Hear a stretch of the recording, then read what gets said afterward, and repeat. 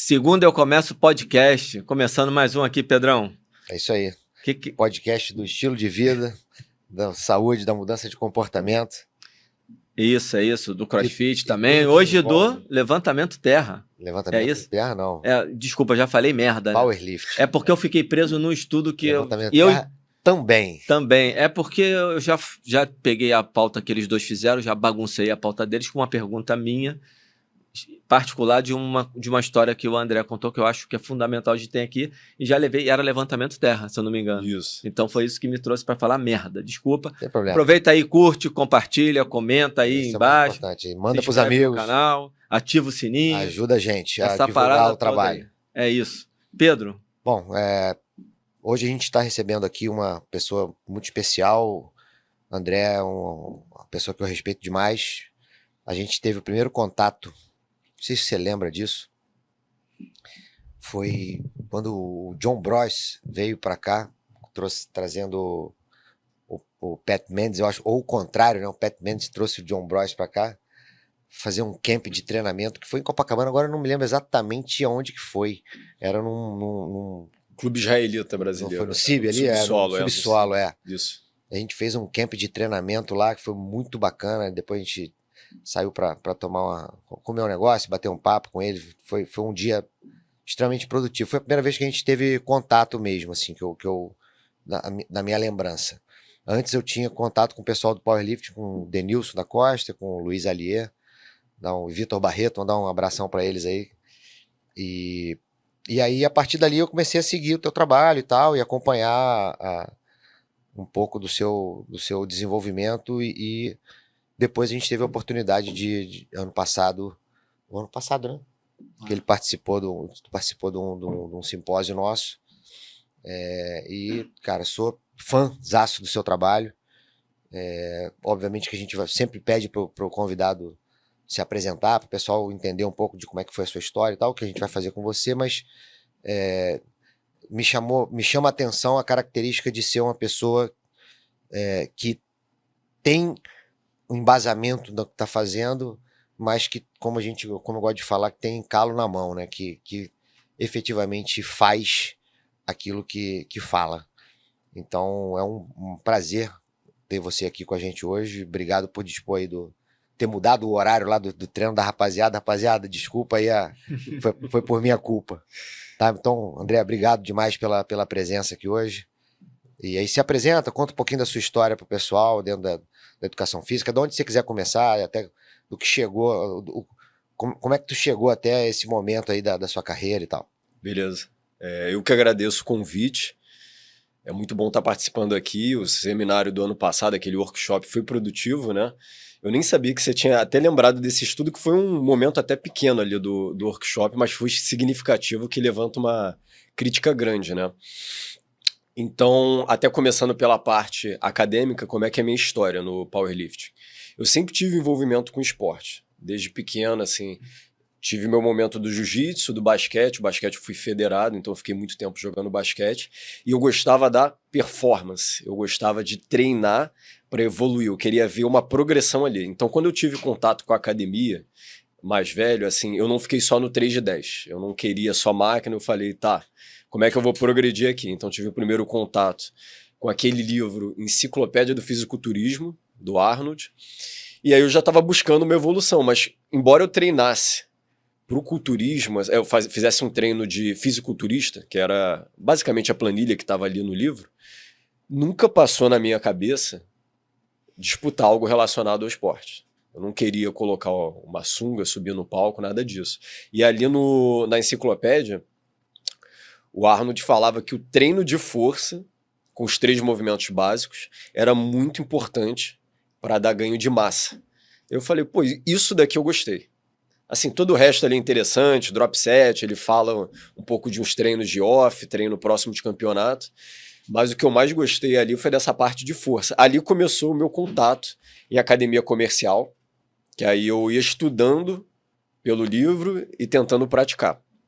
Ainda bem que tinha internet, já na época ali o YouTube já estava forte com powerlifting, com treino de força, e aí eu fui vasculhando algumas rotinas e fui aprendendo a respeito. E aí você falou de alguns nomes, vou puxar eles aqui. Meu primeiro contato, assim, direto com o esporte no sentido organizacional foi através do Luiz Ralier. Na verdade, através do irmão dele que me apresentou Cara, eu ele. encontrei ele ontem. A gente tá gravando, vai passar depois, mas eu encontrei ele ontem à noite. Fui numa festa e Ah, encontrei é? ele, né? Pô, Abração, maneiro. Luiz.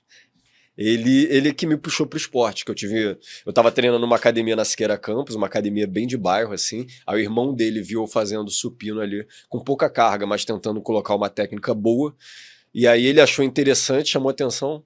Pô, o meu irmão, ele é presidente aqui da federação, quer marcar um treino. E aí começou. Eu conheci o Luiz Ralier na antiga HM4, e aí eu comecei a me envolver com esporte. Já praticava na época, já estudava na época na UFRJ, e aí eu fui aprofundando cada vez mais no powerlifting.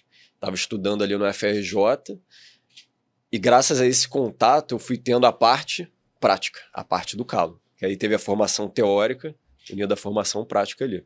Meu primeiro campeonato foi um campeonato no qual o Luiz organizou ali no Santa Luzia, e aí teve um momento determinante ali, que aí essa é a parte que você gosta também, né?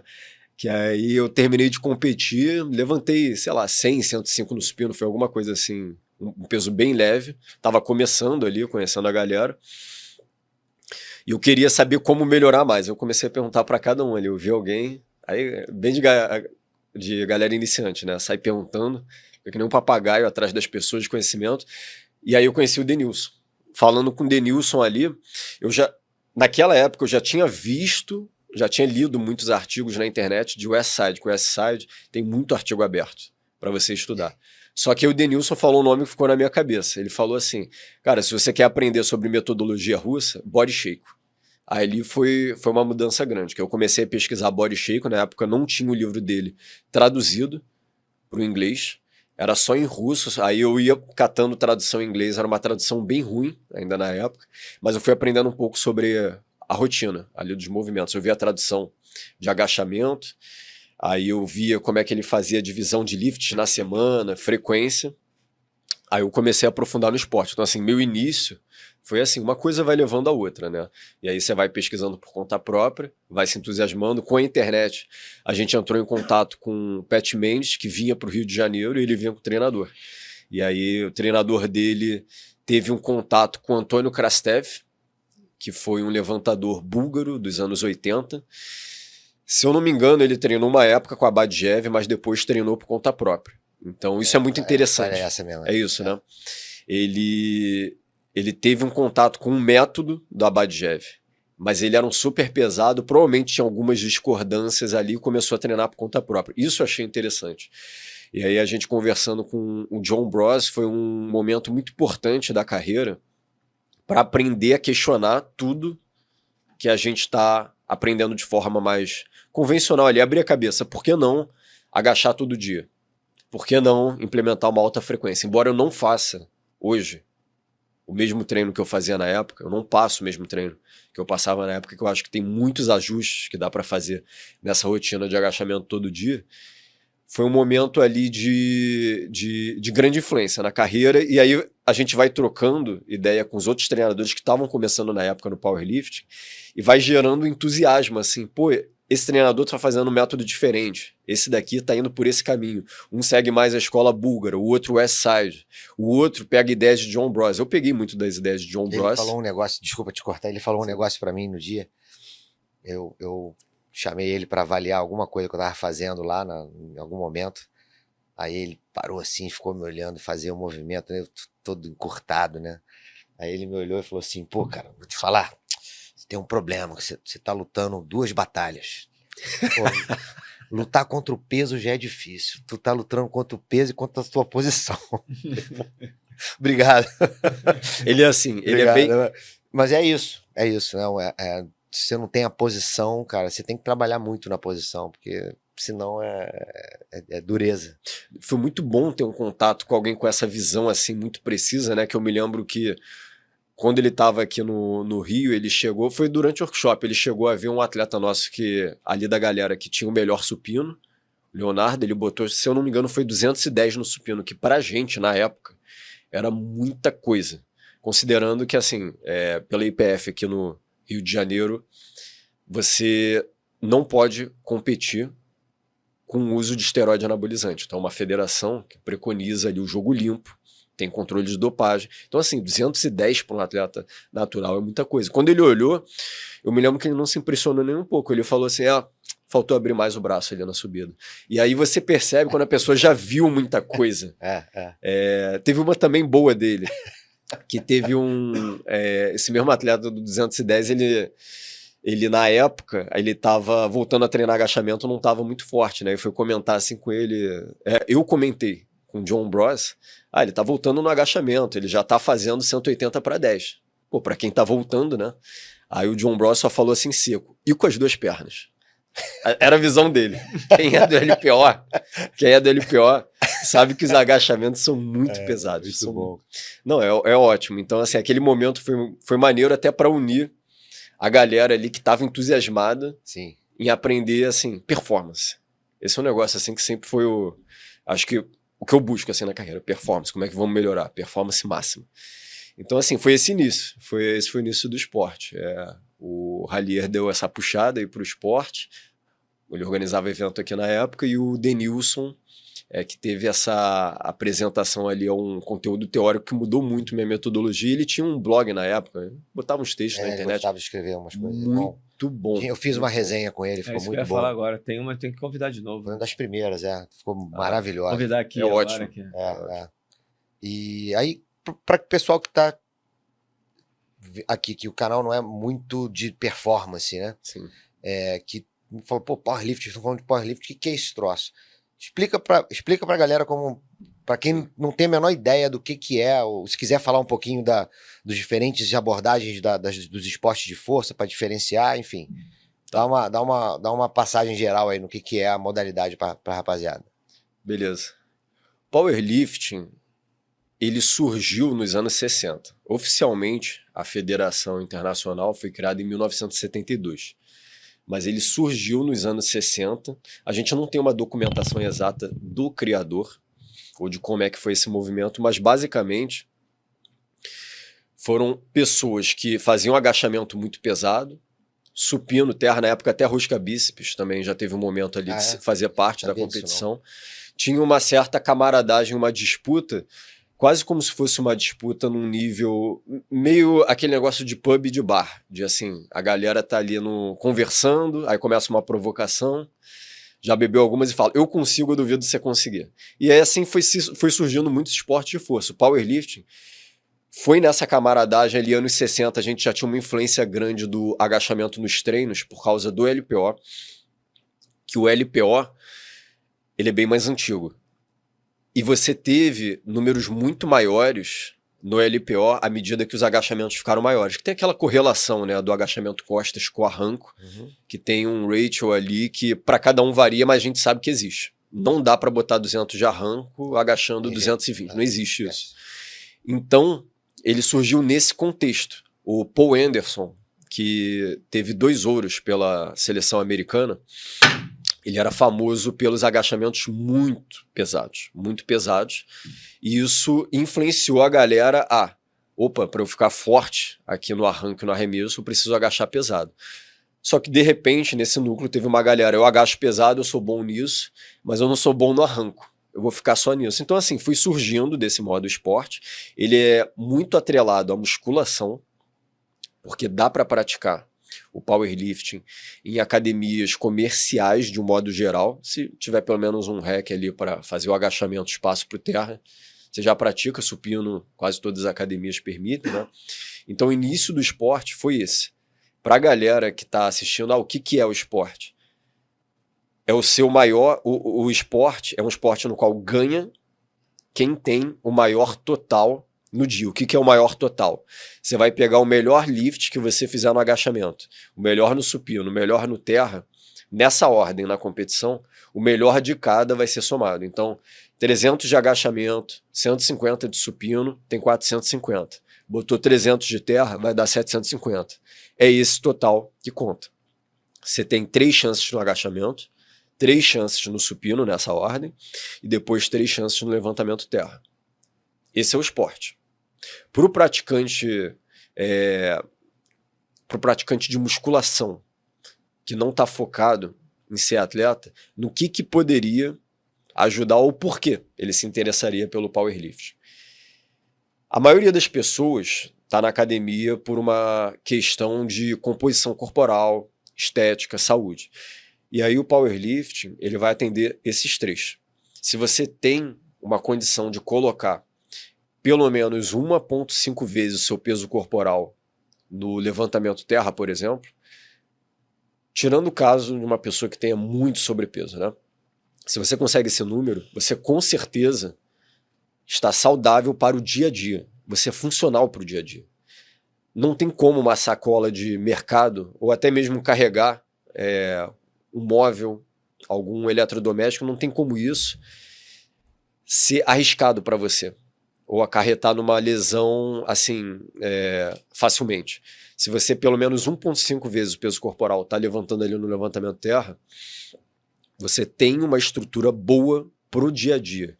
Você é funcional no sentido cotidiano, digamos assim. Agachamento. Quais são essas razões para um cara natural do esporte?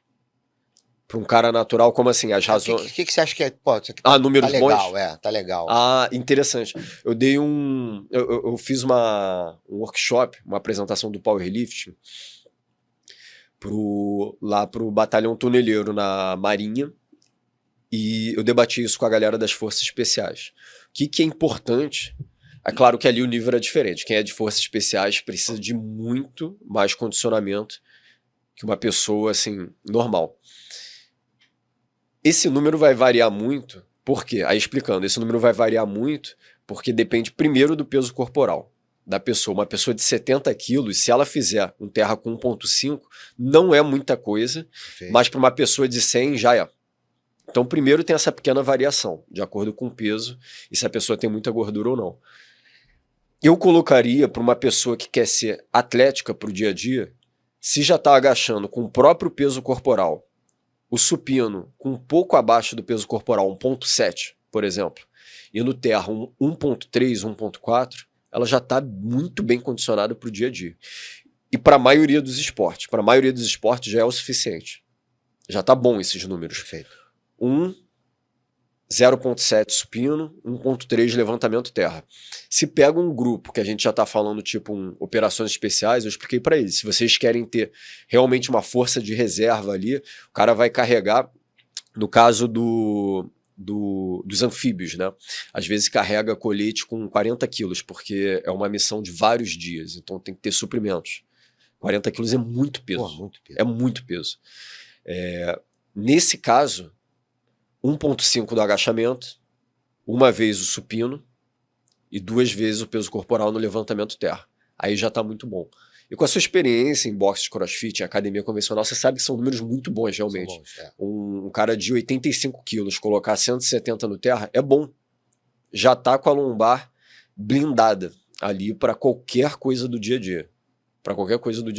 Esses são números que eu considero assim, padrão. Além disso, o retorno não é tão bom quanto o tempo que você vai investir, dependendo da tarefa. Então, no caso de alguém que seja que é só para o dia a dia, o esforço que você vai ter para subir de 2 vezes o peso corporal no terra para ir para 2,5, será que vale a pena? Só se você gosta muito, você está interessado nesse número mesmo, você vai lá e faz. Mas de repente não vai valer, que o investimento vai ser bem maior ali de tempo. Entendeu? Perfeito. Idem para os outros esportes, idem para eles mesmo, que o pessoal das operações especiais, eles precisam de muita mobilidade, é o principal para eles, e resistência. Então, assim, chega uma zona que não vale mais a pena ficar investindo nisso, que senão ele gasta muito treino que poderia estar gastando para nadar.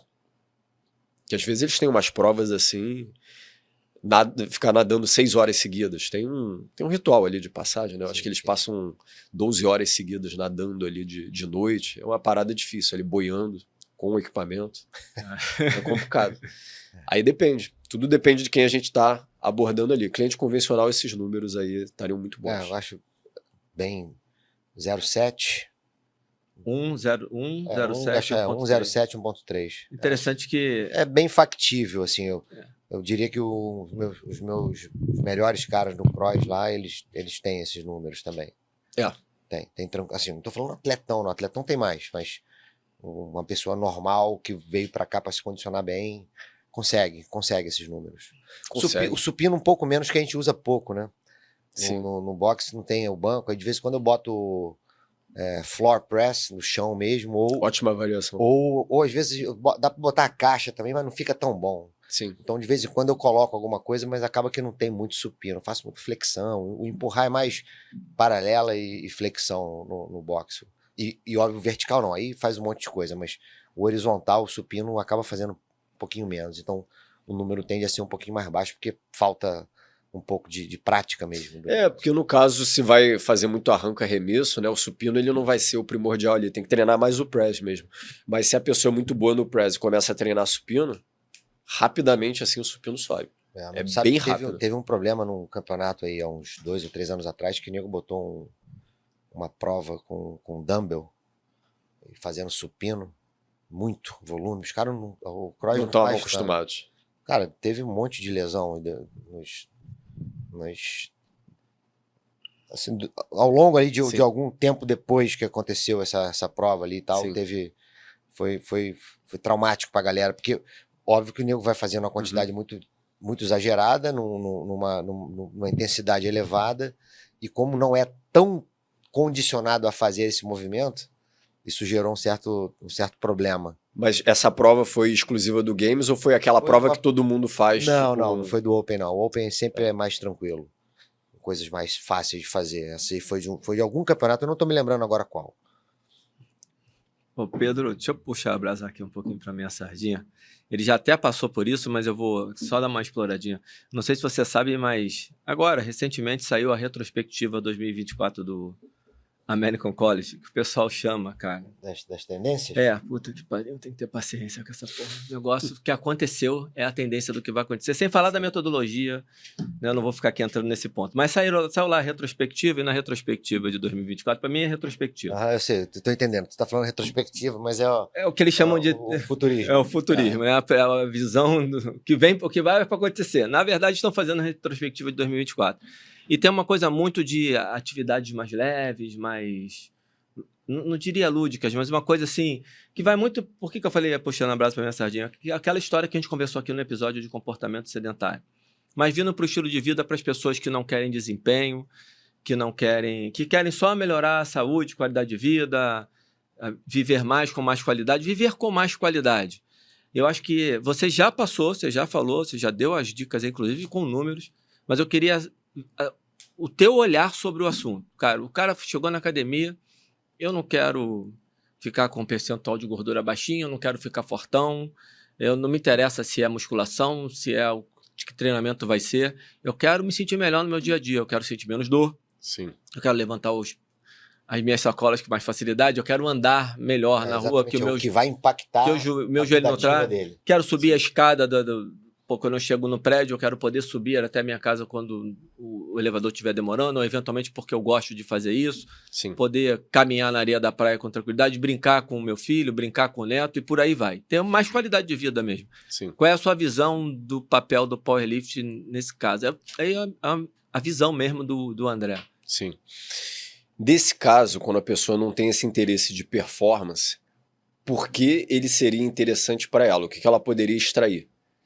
O principal que a gente debate hoje em dia também em relação ao exercício físico é a saúde mental, né? Então, a pessoa tem que ter um mínimo de aderência ali no exercício, que não adianta ela pegar um exercício que detesta, um esporte que detesta, aí fica 1, 2 semanas para, 1, 2 semanas para. Se a gente está falando de saúde, tem que ter uma regularidade. No powerlifting, tem algo que vai de acordo com os princípios de uma teoria chamada teoria da automotivação. São basicamente 3 fundamentos ali, que são o que motiva uma pessoa a fazer algo. 3 pontos. 1, performance. Por que performance motiva? Eu não estou falando de competição alto nível, mas performance no sentido de ela se ver melhorando. Ela com ela mesma. Isso.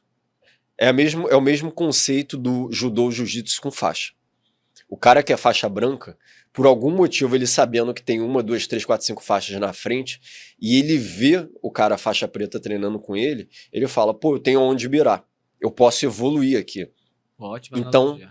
dá uma impressão de... É como se fosse uma gamificação Perfeito. do esporte. O cara vai começar a jogar um videogame, a graça do videogame é que depois da fase 1 tem a 2, 3, 4, 5, você sabe que a 10 vai ser mais difícil.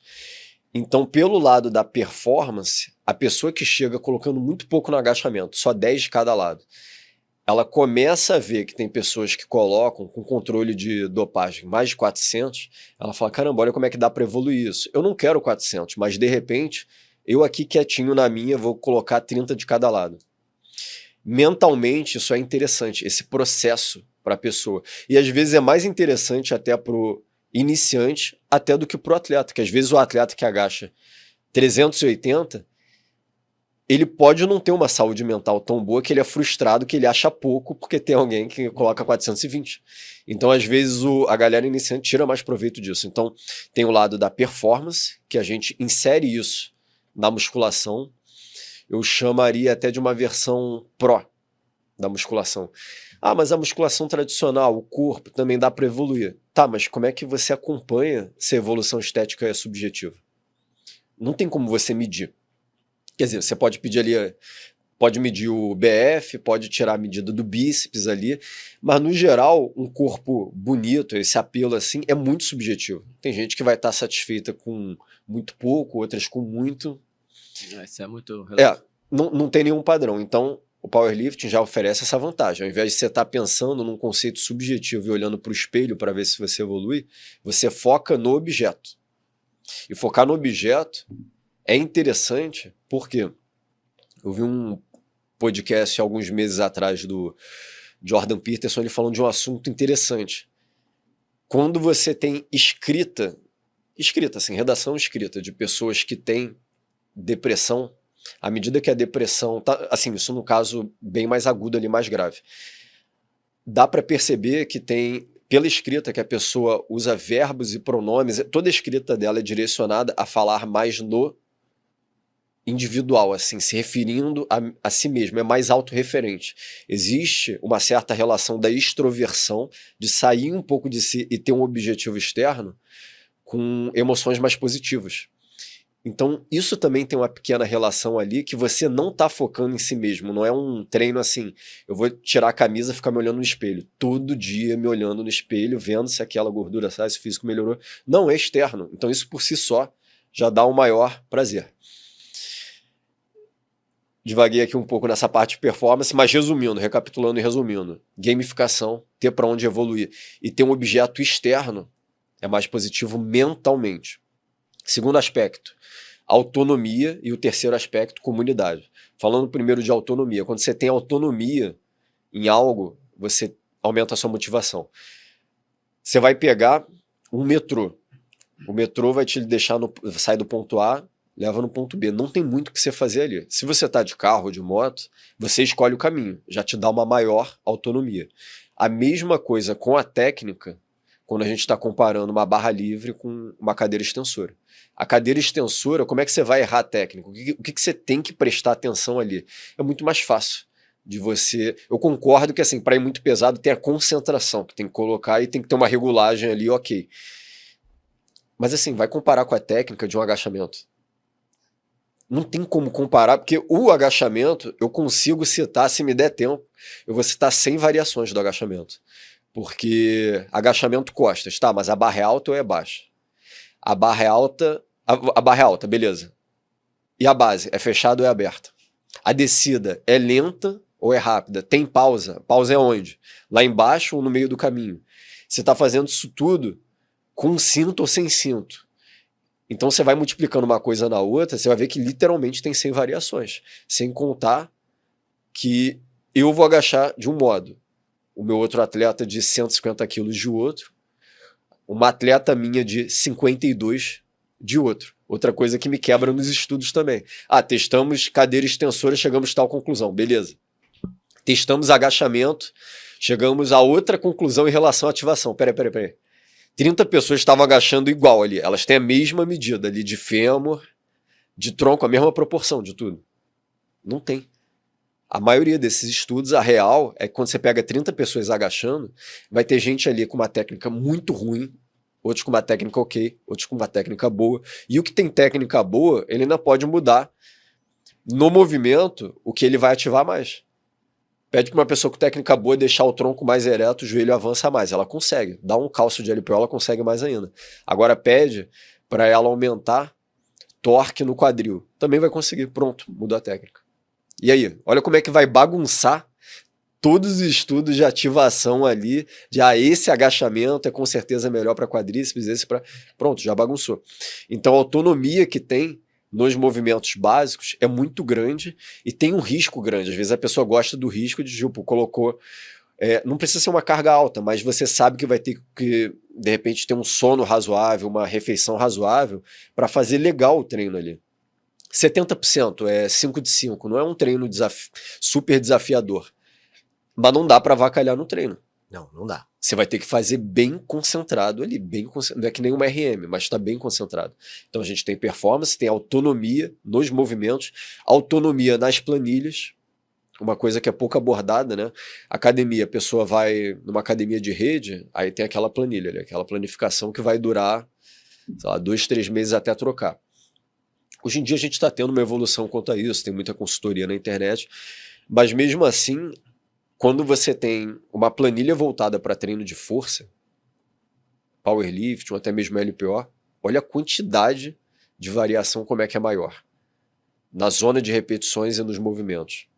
Essa autonomia da pessoa virar para mim e falar: tô com incômodo na lombar, agachamento low bar não tá funcionando, podemos trocar pelo frontal? Eu falo, pode, hoje vai ser agachamento frontal, terra convencional, tira, vamos colocar o terra sumô porque você tá com incômodo na lombar.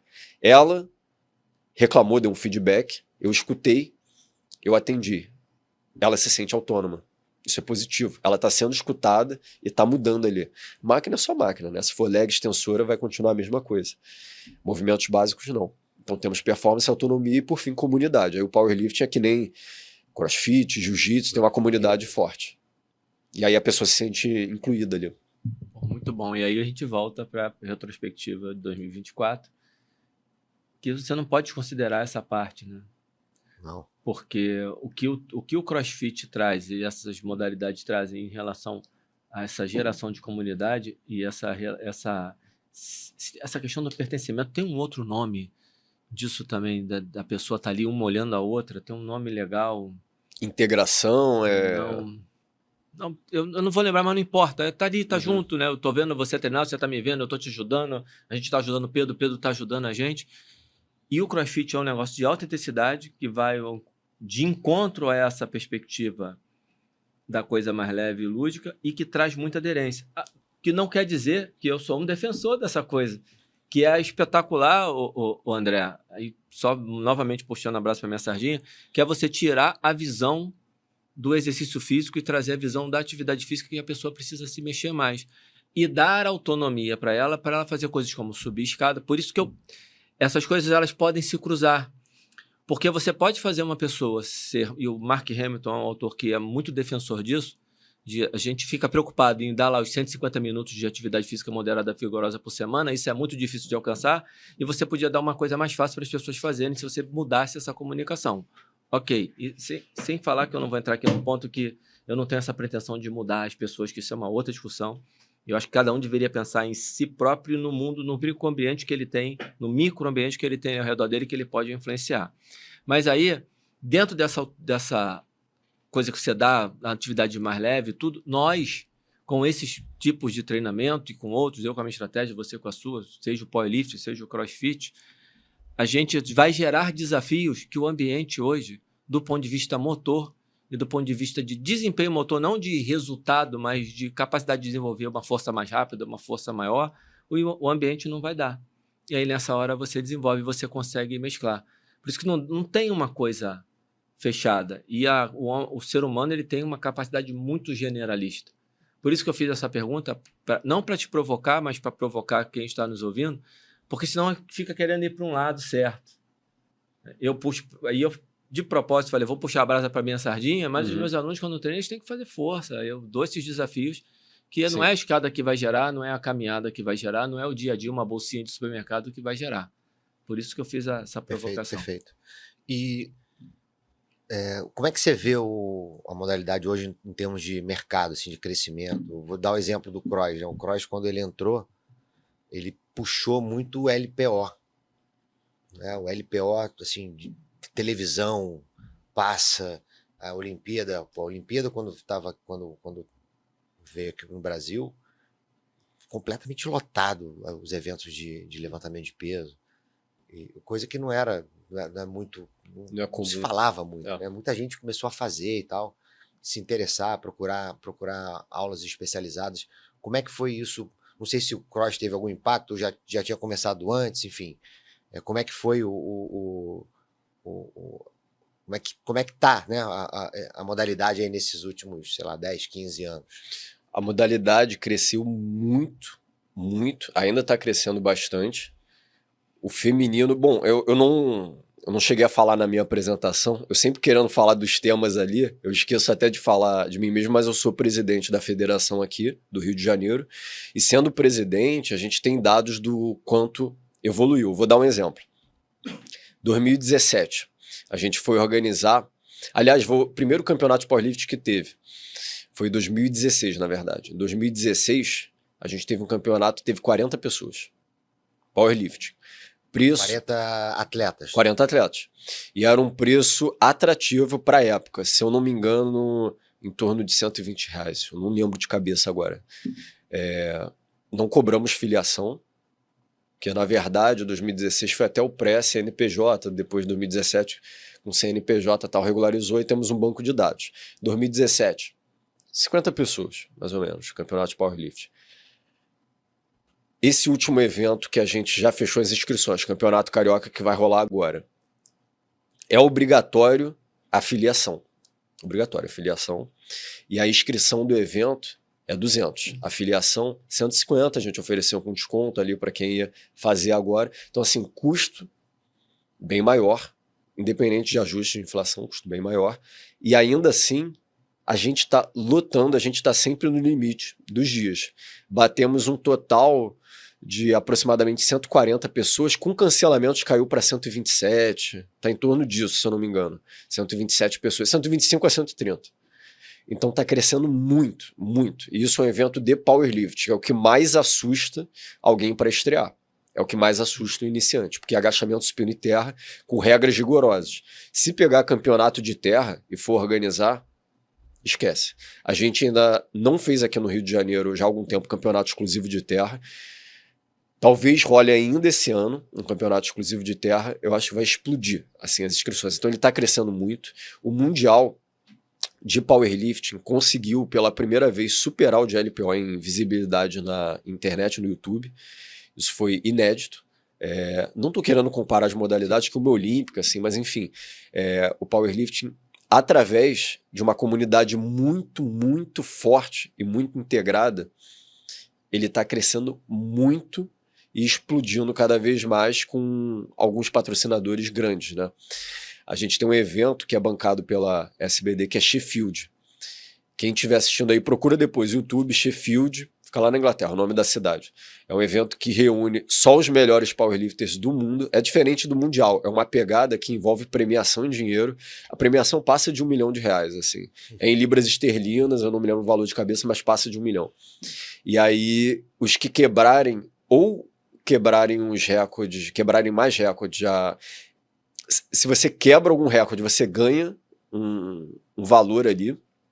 E aquele atleta que conseguir o maior percentual em cima do recorde mundial vai ganhar um valor extra ali. Eu acho que cada atleta no último evento podia tirar no máximo ali 40, 50 mil libras esterlinas, que é muito para um evento. Para um evento de um esporte ainda não olímpico. Sim. Então, assim, está crescendo bastante. O powerlifting está crescendo bastante. Por quê? Ao meu ver, CrossFit. Quem é do powerlifting não agradece, CrossFit é maluco, assim, é maluco, porque as academias comerciais, elas não tinham um pique de escutar o que as pessoas estavam pedindo, não tinham interesse, mal tinham interesse em atender a galera do culturismo, que queria fazer um agachamento ou um terra pesado. Que esse pessoal normalmente treinava em academia de bairro. Academia comercial. Underground geral. Underground geral.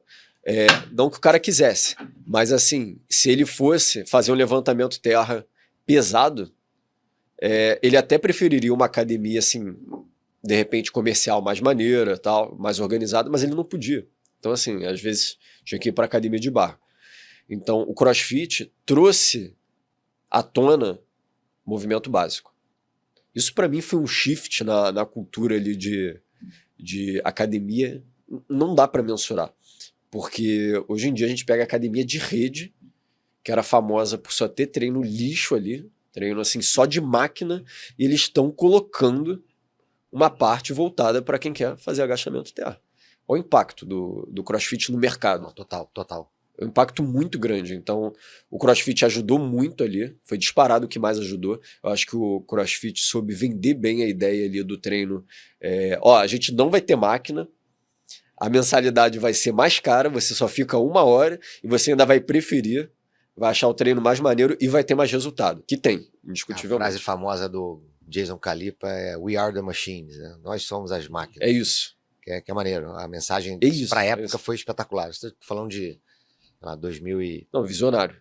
sei lá, 9, 10. Visionário. E a estética do CrossFit também, né? Aquelas fotos, eventos, as imagens, assim, o cara carregando um saco, fazendo um ring dips ali com carga, com colete. Isso é muito maneiro, assim. Então, o CrossFit ajudou nessa expansão do Power. A gente tem a nível estadual e nacional recordes. A cada ano, a gente está aumentando cada vez mais o número de inscritos. Todo evento. Quebramos o recorde agora no Carioca. Tivemos estadual no meio do ano. Também quebramos o recorde. Tivemos estadual de supino. O campeonato de supino aqui, supino todo mundo faz. 2019 a gente fez um que deu 40 pessoas em Botafogo. 40 pessoas. Agora a gente fez outro, que foi na Tijuca. Deu de inscritos 120. É 3 vezes mais. A gente está falando de 2019 para cá. Então tá aumentando muito. E aí, na verdade, a federação, você tem sei lá, o campeão de powerlifting, ele vai ter que fazer os 3, mas você começa a ter também eventos de exercícios isolados, né? Exato. Porque isso no levantamento de peso não tem. O máximo que tem no Mundial, você premia os net, premia por movimento e pelo total. Na Olimpíada você só premia o total, né? E eu, que tô basicamente tirando o meu boxe, que eu frequento, obviamente, em academia de rede, né? Eu já comecei a ver. Então, hoje você já tem uma galera forte praticando. Forte fazendo. Você olha e fala, pô, você aí tá fazendo powerlift. Na hora que segura a barra, na hora que faz o approach para agachar. Aquela amônia quando cheira. Não, isso aí nem vê, não. Mas você vê, eventualmente, alguém levando tchau, que é uma coisa difícil de se encontrar. Um cinto diferente. Uma joelheira, um tênis. Mas mais até do que isso o preparo para realizar o movimento, né? Sim. Esse cuidado com a técnica é algo que, para o cara da academia tradicional, não é uma coisa muito importante. É engraçado, mas quando eu comecei no cross, você vê que a importância que se dá para técnica é um negócio absurdo, né? E a gente não tem muito isso na academia. Eu até entendo que alguns movimentos eles não demandam tanto isso, mas a grande maioria deles, sim, você pode inclusive fazer uma rosca bíceps. Cara, você vê 2 pessoas fazendo, você vê um que fala, cara, esse cara tá fazendo de um jeito diferente. Sim. Eu não sei, mas a impressão que eu tenho é que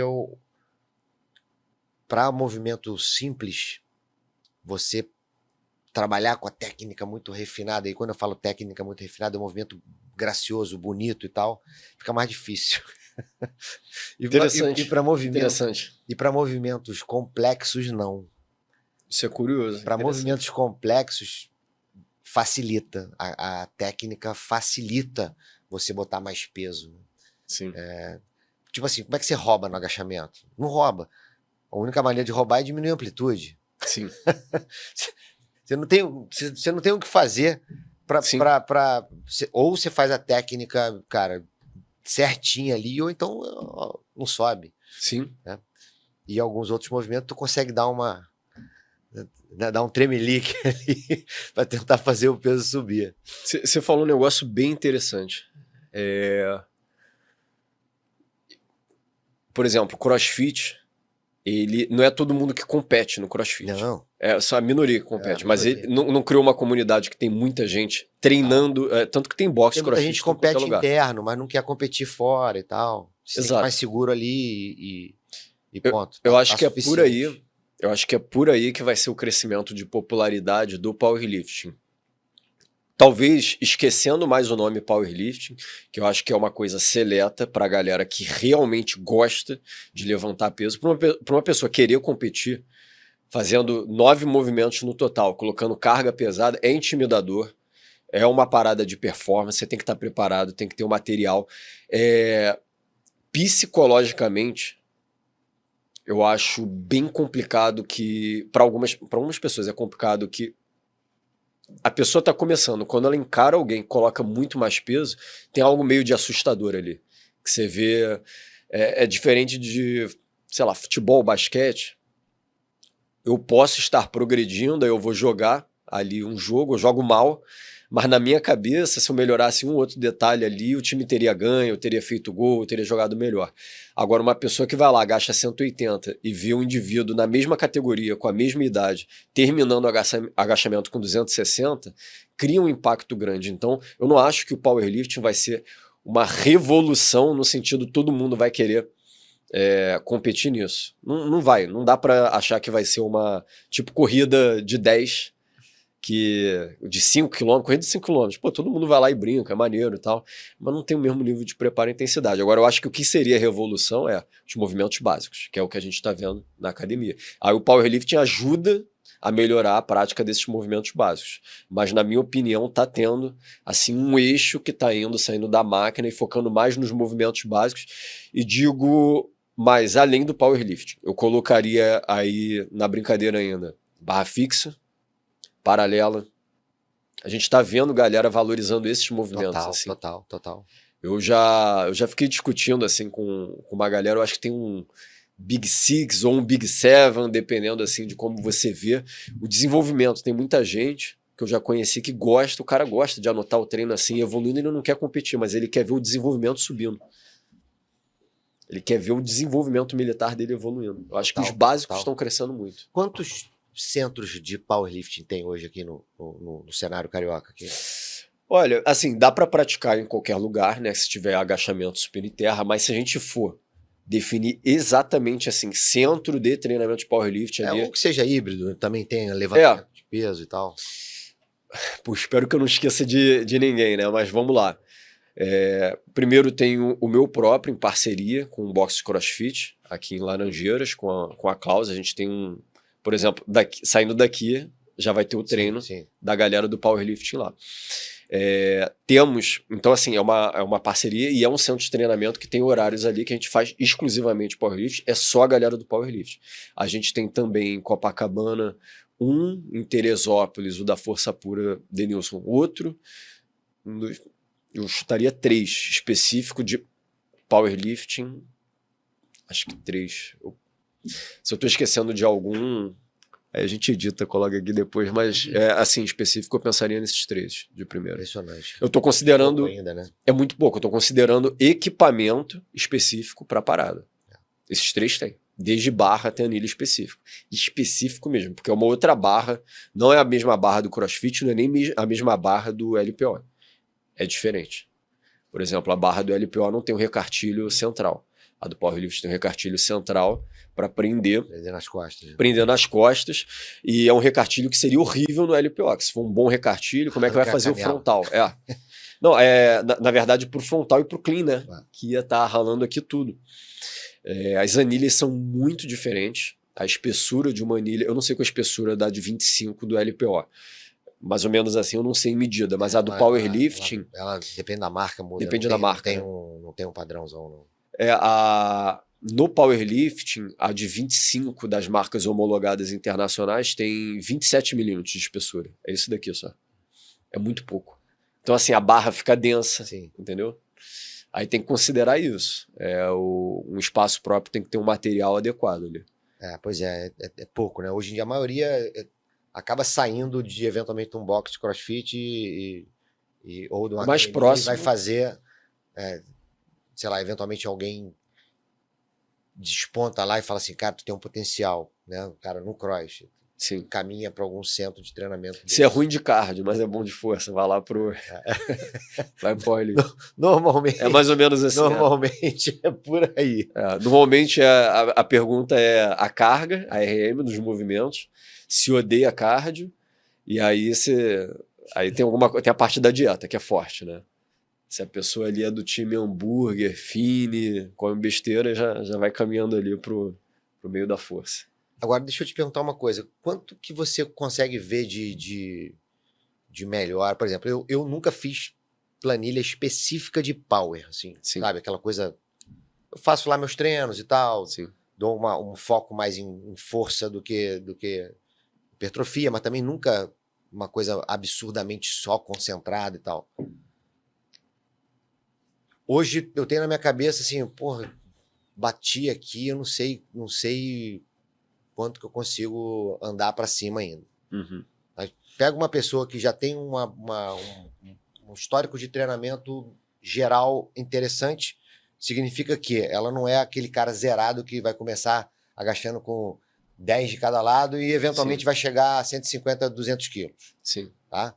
Mas sei lá, uma pessoa que já treina bem e tal, chegou lá para você com 100, 120 de agachamento, com segurança, com tranquilidade, o que você fala assim para ela? Pô, cara, daqui uns 2, 3 anos eu consigo te botar agachando com tanto. Sim.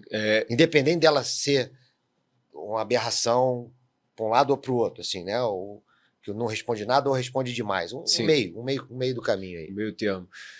Um número que eu acho razoável para colocar nesse caso, estamos falando assim de uma pessoa que está iniciante dentro da modalidade, não iniciante na força. Não iniciante geral. Dá para estimar 50 quilos por ano no agachamento. É um número razoável, 50 quilos por ano. Depende também do peso corporal, tem muitas coisas ali. Mas por que eu sempre... Na verdade, 50 quilos é bastante coisa. E por isso... Pô, maneiro. Porque quando eu falo isso, algumas pessoas acham, pô, de repente não é possível, sei lá, não vai dar. Mas, na verdade, o treino de powerlifting, ele, além de envolver muita técnica, ele tem muitas características ali que diferem do treino de crossfit, que a galera tá habituada a fazer mais um movimento básico ali no crossfit, né? Mais do que a galera de academia. E, às vezes, umas pequenas mudanças ali surtem muito efeito. Eu tava com uma cliente da Bodytech, era uma... mulher, eu não me lembro a idade agora, mas assim, tava fazendo residência, tinha uma rotina meio puxada assim para treino. Ela tava com 49 quilos de peso corporal. Aí comecei a montar a planilha para ela, dar aula de personal, e ela falou assim, meu sonho era bater 52, eu tô há anos com 49, eu não saio disso. Ela é baixinha ali, mas tem bastante músculo já. E ela, por ter uma quantidade boa de músculo, achava que ia demorar muito. Aí eu falei, aposta quanto que vai dar 2 meses você vai bater esse peso. Não deu outra, deu 2 meses.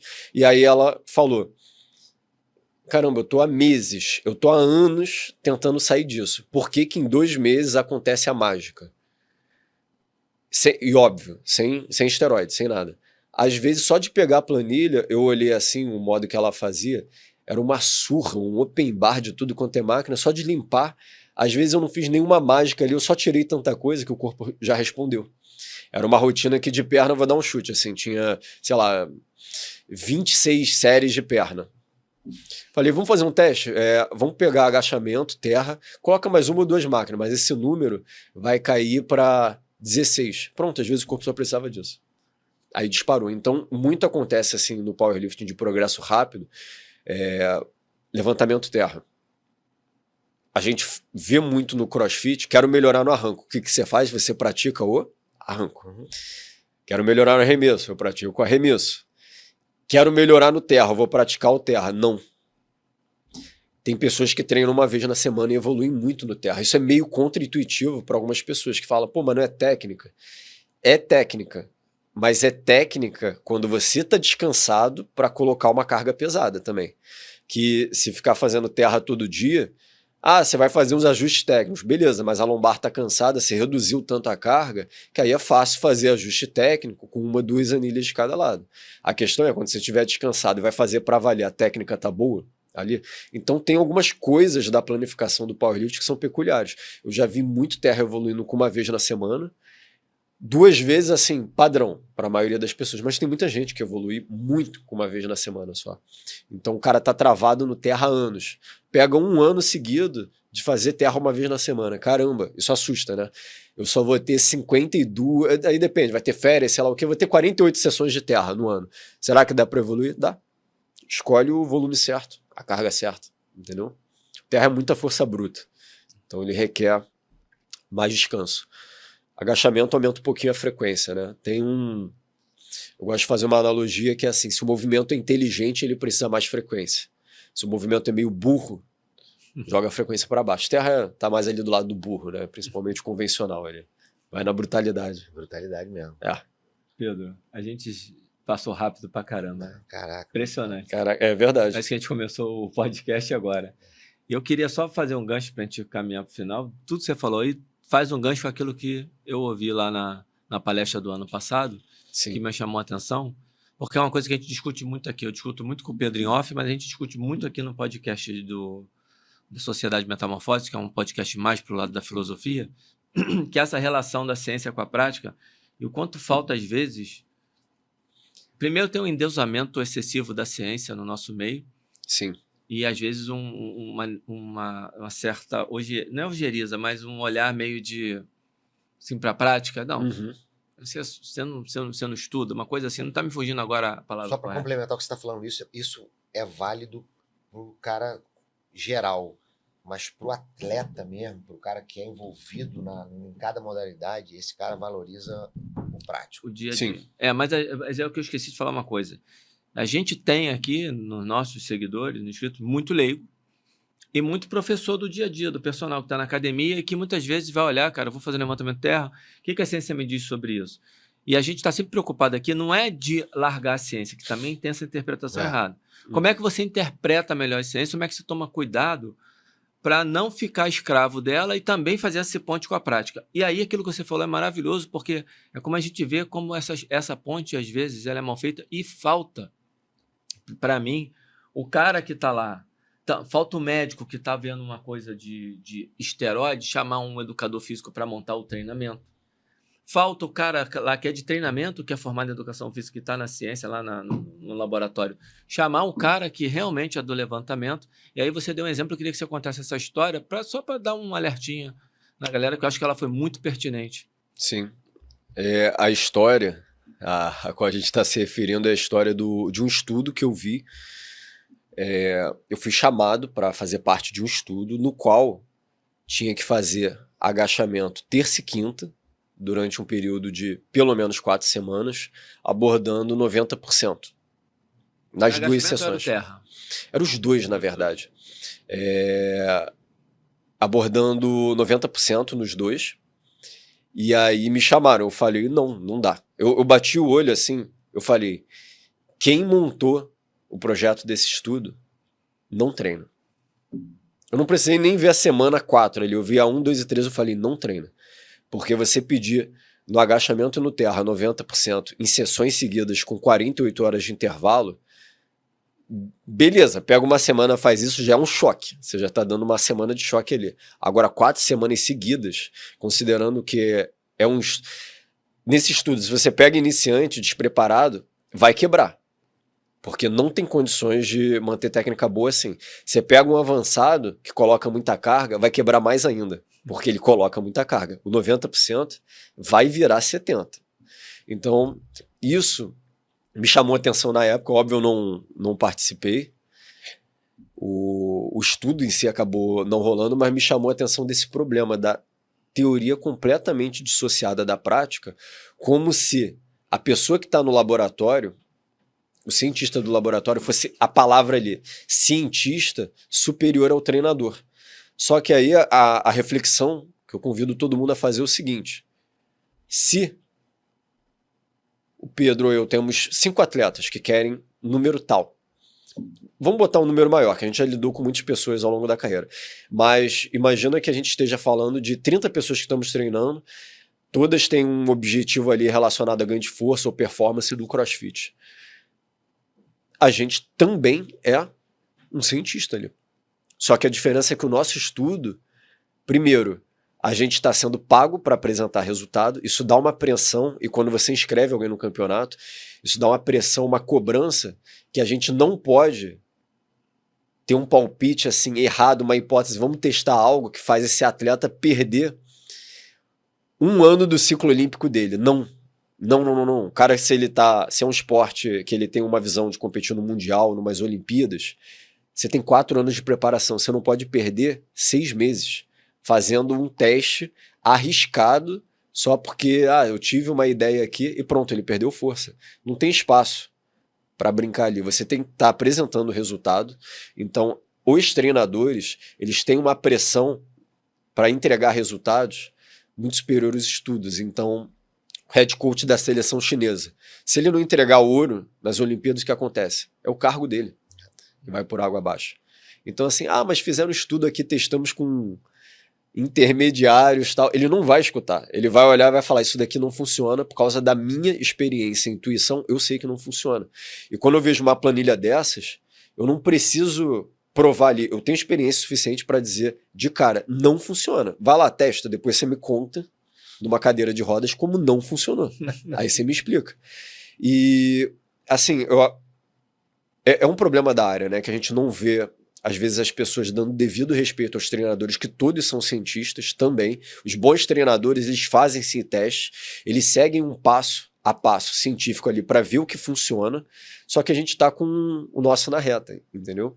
Às vezes a galera de estudo faz os estudos que não vai contribuir muito, me desculpa, mas mais de 90% são assim, porque pega um grupo de iniciantes que um é avançado, outro é iniciante, como eu disse, vamos estudar agachamento, aí cada um faz do modo que quiser o agachamento, muda a técnica, você não controla as variáveis, você treinar com o atleta é diferente. E o Plickfeder, é um nome aqui que eu vou resgatar, o Plickfeder, eu falei no meu curso lá na Marinha, o Powerlifting nível 1, eu sempre falo, tem slide só sobre ele. Ele foi um atleta de LPO que ele ganhou ouro olímpico. Depois, como treinador, ele teve atletas que ganharam o ouro olímpico. Então, assim, ele tem muita representatividade e tem 2 conceitos dele que são interessantes. Um é como é que você vai fazer uma planilha boa. Ele dizia que você tinha que seguir alguns passos. Primeiro, você faz um teste. Depois, você observa o teste. Terceiro, você analisa os dados do teste para saber se isso funciona, se isso dá força, dá explosão, flexibilidade. Quarto, você retesta para comprovar. Pronto, isso não é fazer um tipo de ciência ali na prática com os atletas dele. De novo, ele foi campeão olímpico e teve atletas campeões olímpicos. Quantas pessoas no currículo tem isso? O cara foi atleta e treinador com medalha de ouro. E ele sempre defendeu isso. Ele falou, não existe planilha fixa, a gente tem que ir vendo na hora. Outro conceito que ele falava também, eu exponho ali, dos 3 tipos de atletas que ele percebeu intuitivamente ao longo da carreira dele. Ele falou, tem pessoas que respondem a volume, tem pessoas que respondem a intensidade, tem pessoas que respondem a variação. Ele falou com toda certeza. De todo mundo que eu trabalho, você está num dos 3. Quem é você num desses 3?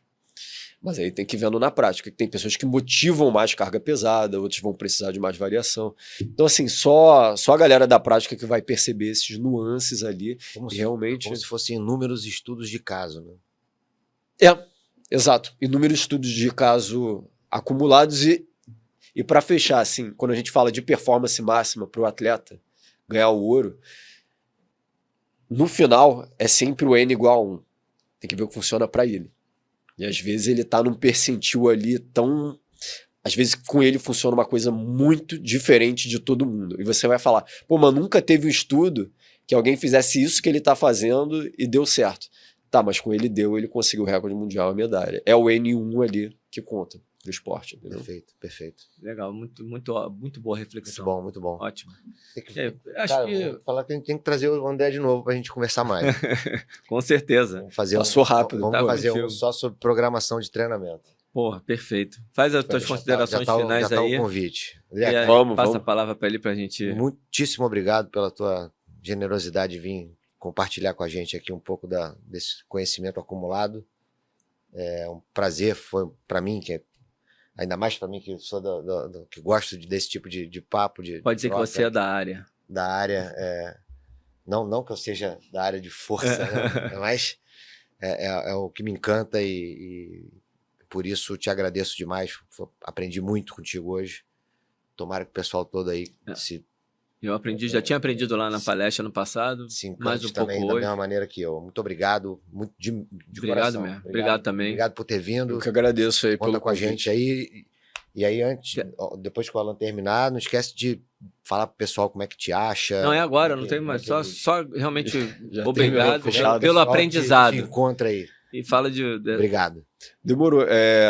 Só colocar o link aí depois do meu Instagram. O pessoal pode me caçar no meu Instagram, André Jens. Já apareceu aí embaixo já. Já vai aparecer aqui embaixo em algum lugar, né? O JENZ, vai aparecer o link. E eu tenho um site também. Na verdade, eu tenho vários sites. Eu vou centralizar todo o conteúdo num site só, que eu já tenho conteúdo publicado. E-book, já tenho planilha publicada. Vai ter muito mais coisa que eu vou publicar. Mas eu vou centralizar ali no andrejens.com.br. Esse é o site. Perfeito. Excelente. Tudo bem. Nessa. Bom, Obrigado. pessoal, então, Pra quem Não assistiu esqueça- até o não final, né? A esqueça gente de tá se atropelando não hoje. Vai, esquece vai. de curtir, de compartilhar aí com os amigos, ativa o sininho para notificação quando tiver o próximo episódio e dá aquela força pra gente para espalhar a mensagem, né? É isso aí. Perfeito. Valeu, Vamos nessa, André. então. Obrigado. Obrigado, Valeu, André. brigadão, Obrigado, brigadão. pessoal. Até a próxima. Valeu.